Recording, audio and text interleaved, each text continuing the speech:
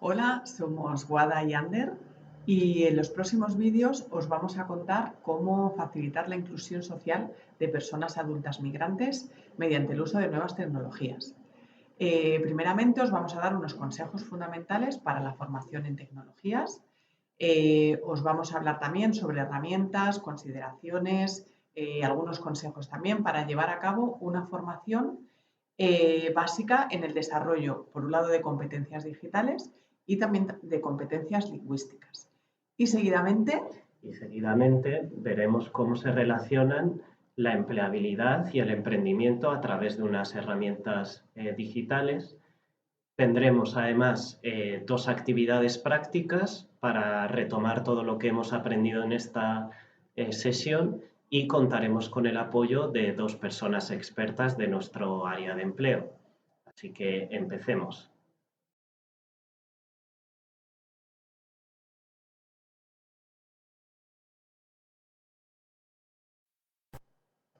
Y ahora estamos con Raquel, que trabaja en la área de empleo de Solidaridad Sin Fronteras y nos va a dar unos consejos, unas recomendaciones para preparar una sesión en formación de competencias digitales para personas migrantes adultas.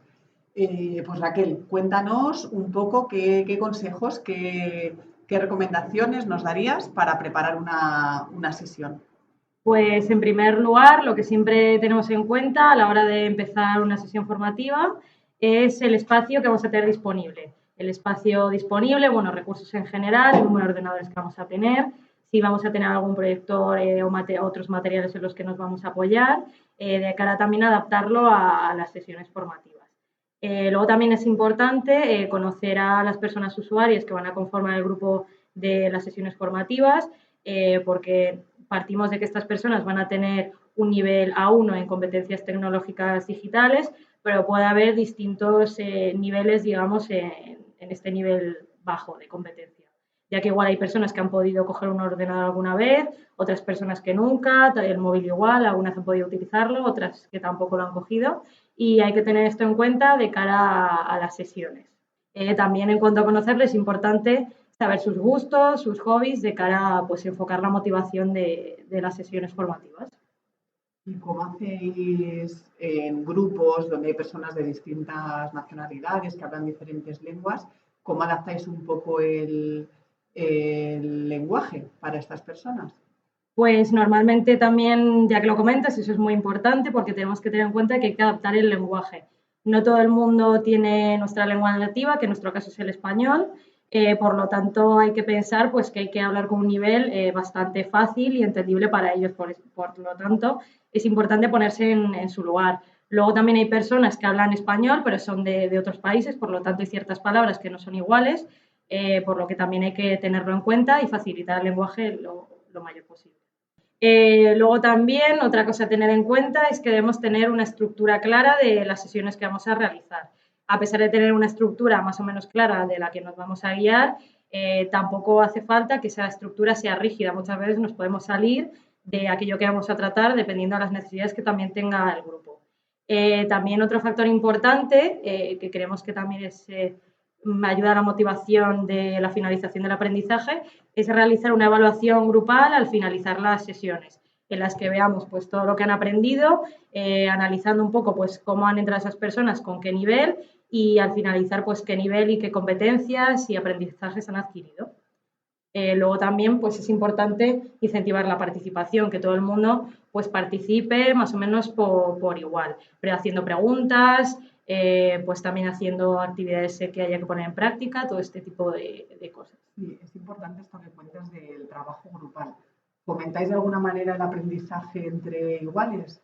Sí, lo que hacemos es que, como comentábamos, no todo el mundo igual tiene el mismo nivel de aprendizaje o de contacto con tecnologías, entonces lo que hacemos, si hay alguna persona que ya ha aprendido alguna actividad o alguna tarea que hemos encomendado, pues que se ponga junto con otra persona usuaria y le enseñe pues, a realizar algún tipo de actividad pues, que esa persona todavía no ha aprendido y así además incentivamos un poco pues, el compañerismo entre el grupo.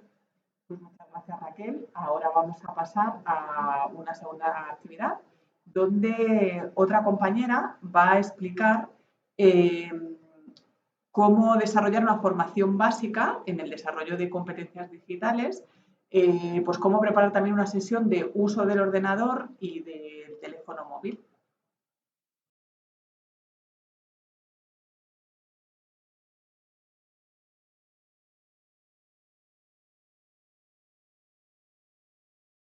Bueno, pues ahora vamos con la actividad 2, con la formación básica en el desarrollo de competencias digitales, en el uso del ordenador y del smartphone.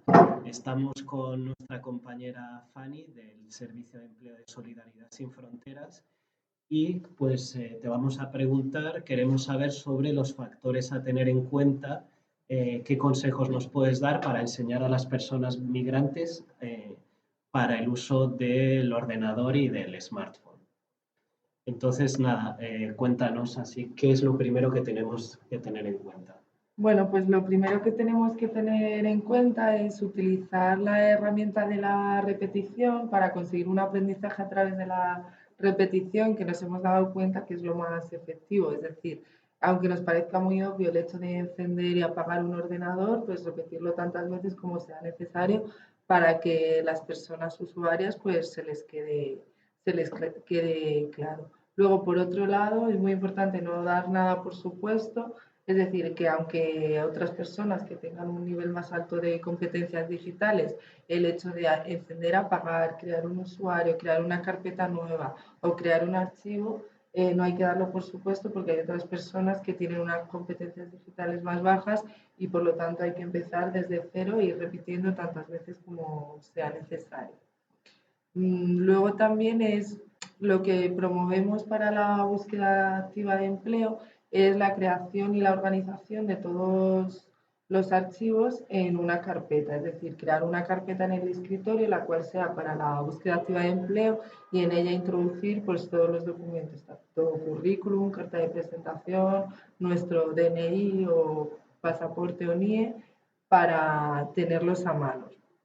Luego también es muy importante las herramientas ofimáticas para crear el currículum, la carta de presentación y tener ahí un poco de nivel.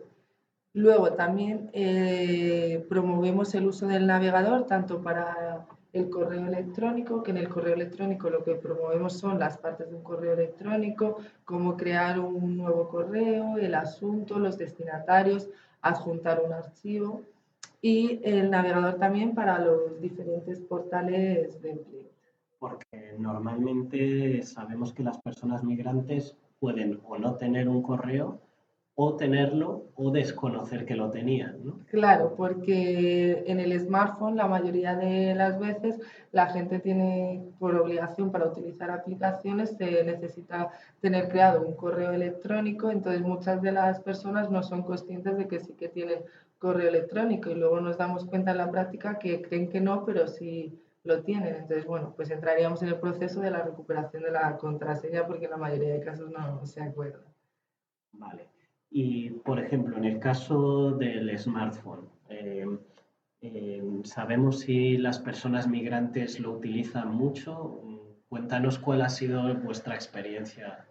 Bueno, nuestra experiencia es que el smartphone, la mayoría de personas sí que están familiarizados con ellos, pero no para la búsqueda de empleo, sino para otras funciones. Entonces sí que promovemos aquí el uso del smartphone, ya que están más familiarizados para la búsqueda de empleo, porque además nos permite la descarga de las aplicaciones y tenerlo siempre a mano. También el correo electrónico se puede utilizar desde el smartphone y hay en ocasiones que es más sencillo y luego aparte es un contacto directo con personas empresarias en caso de que tengamos su teléfono móvil.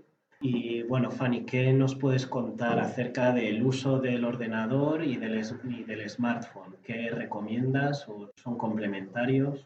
Bueno, desde nuestra experiencia creo que son complementarios porque hay cosas como por ejemplo la creación de un perfil, de los datos personales y el perfil profesional es mucho más sencillo en el ordenador, mientras que el smartphone, las aplicaciones de portales de empleo nos permite hacer otras cosas como guardar ofertas o seguir a determinadas empresas que el ordenador no nos deja. Entonces creo que las dos cosas se complementan y es mejor tener las dos cosas.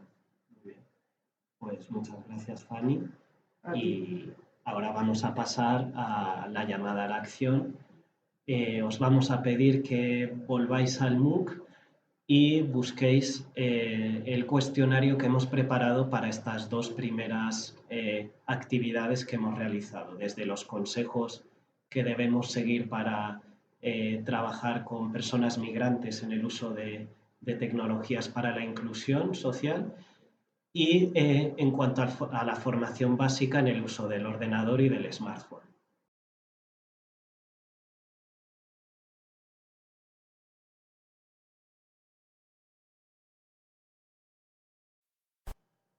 Hola, en este vídeo voy a hablar sobre el desarrollo de competencias lingüísticas a través del uso de las nuevas tecnologías. Hoy en día existen infinidad de recursos y de herramientas para el aprendizaje de lenguas. Existen recursos educativos abiertos como los MOOC, diferentes aplicaciones, aplicaciones para la conversación, para vocabulario, aprendizajes, traducción simultánea, incluso videojuegos. Como profesionales que enseñamos, damos formación en idiomas, tenemos que reconsiderar nuestro trabajo porque pues, han cambiado tanto los canales, son diferentes, los procedimientos, los tiempos de interacción también son diferentes. En los recursos educativos abiertos, por ejemplo, son los estudiantes los que dirigen también su aprendizaje. Y los recursos tienen que estar adaptados tanto al alumnado y a sus necesidades, incluso necesidades especiales. Los procedimientos para la evaluación de estas competencias van a ser tanto cuantitativos como cualitativos. También se evalúan las competencias y las actitudes. Y el papel de los formadores y de las formadoras, pues en este paradigma cambia. Y pasan a ser facilitadores de información, de los procesos. Los formadores y las formadoras van a proponer, guiar el aprendizaje del alumnado. Su papel es de motivar, de dinamizar y en la evaluación hay un seguimiento muy personalizado del alumnado. Una importante consideración que tienen que tener las personas, los profesionales en el ámbito de la formación es el manejo de las herramientas virtuales, porque van a ser los que luego enseñen estas herramientas también al alumnado. Los alumnos y las alumnas tienen más posibilidades de interacción, el aprendizaje es cooperativo y pasamos de la oralidad a la escritura en estos entornos. Los materiales también tienen que estar enfocados a que el aprendizaje se haga de manera autónoma y el alumnado pueda acceder cuando y donde quiera y hacerlo a su propio ritmo, el aprendizaje de los idiomas. A continuación, os voy a enseñar o a mostrar una serie de aplicaciones para el aprendizaje de lenguas. Las aplicaciones que podéis utilizar para la formación en lenguas pues son, entre otras, Duolingo, Busuu, que ofrece bastante vocabulario en diferentes lenguas. Hay algunas aplicaciones incluso que se pueden utilizar sin estar en línea, como 50 Languages. Tenemos también, por ejemplo, Bilinguapp o Quizlet. Algunas también nos ofrecen la posibilidad de hacer conversación con otras personas, como HelloTalk.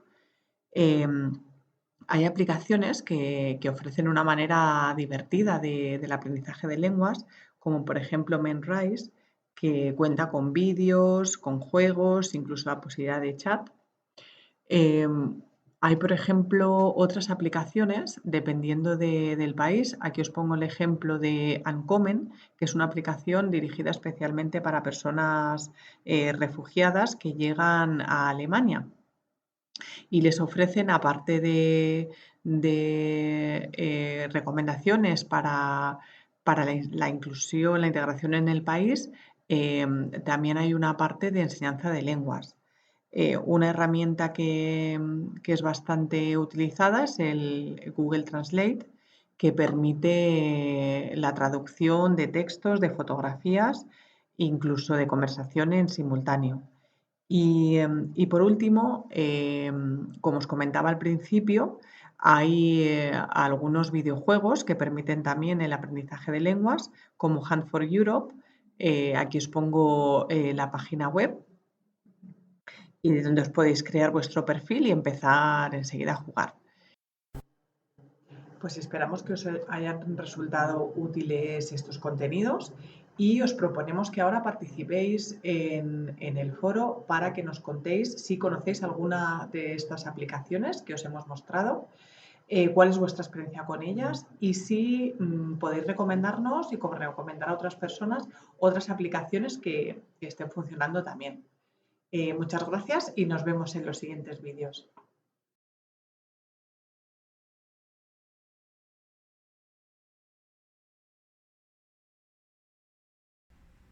Como estamos viendo, el desarrollo de las competencias digitales en las personas inmigrantes es clave para su inserción sociolaboral. Raquel y Fanny nos van a relacionar este desarrollo de las competencias digitales con la empleabilidad y el emprendimiento. ¿Por qué, Raquel, son tan importantes las competencias digitales para la búsqueda de empleo? Son muy importantes porque una persona que tiene mayores competencias digitales tiene un mayor nivel de empleabilidad, porque si una persona que no las tiene no tiene acceso a un mercado laboral que se cuenta principalmente, sobre todo hoy en día, en la red. Entonces, esas competencias desarrolladas le facilita ese acceso. Y los y las profesionales que intervienen con las personas migrantes, ¿cómo el uso de las nuevas tecnologías puede favorecer que ellos apoyen este desarrollo de competencias digitales? Pues es importante que la profesional conozcan las herramientas de empleo que se utilizan en Internet. Además, dependiendo de cada país, aunque una persona en su país conozca unas herramientas, igual en otro pueden ser distintas, por lo tanto es importante que las conozca y se las dé a conocer a la persona usuaria. Y no solo que conozca cuáles son los portales y herramientas de empleo que se utilizan en Internet, sino que también le enseñe cómo sacarles partido y cómo utilizarlas. Pues, por ejemplo, cómo utilizar bien los filtros que te ofrecen las diferentes páginas o las diferentes posibilidades que te dan cada portal o web de empleo. Y si, por ejemplo, Fanny, una persona migrante quiere emprender, ¿qué herramientas digitales pueden ayudarle a desarrollar esta competencia también de emprendimiento? Pues, por ejemplo, tenemos diferentes tipos para planificar las ideas del proyecto y para poder hacer un buen plan de emprendimiento. Podemos utilizar Evernote y Google Keep, lo que nos permite planificar de forma clara nuestras ideas. Luego, por otro lado, para crear nuestra marca personal podemos utilizar la página web de Canva, la que nos permite hacer logotipos, cartelería, tarjetas de visitas, entre muchísimos otros diseños. Y por último, para crear una red de contactos podemos utilizar las redes sociales más utilizadas hoy en día, que serían LinkedIn, Facebook o Instagram. Bueno, muchas gracias y esperamos que estas recomendaciones y herramientas os sean muy útiles. Bueno, pues en el próximo vídeo continuaremos con el aprendizaje de herramientas que las y los profesionales que trabajan con personas migrantes deben conocer y dominar para facilitar la inclusión social de estas personas mediante el uso de tecnologías digitales. Aprenderéis, entre otras cosas, cómo se usa la herramienta de la Unión Europea para crear el perfil de competencias de nacionales de terceros países, cómo usar las redes sociales para mejorar la inclusión social de estas personas, cómo realizar un video currículum, que es una herramienta innovadora que tiene mucha utilidad últimamente, y otras apps y software que les pueden ayudar a mejorar su inclusión social. Como siempre, contaremos con el apoyo de nuestro equipo del área de empleo e inclusión social de Solidaridad Sin Fronteras. Esperamos que os haya gustado este vídeo y nos vemos en el próximo. Hasta pronto.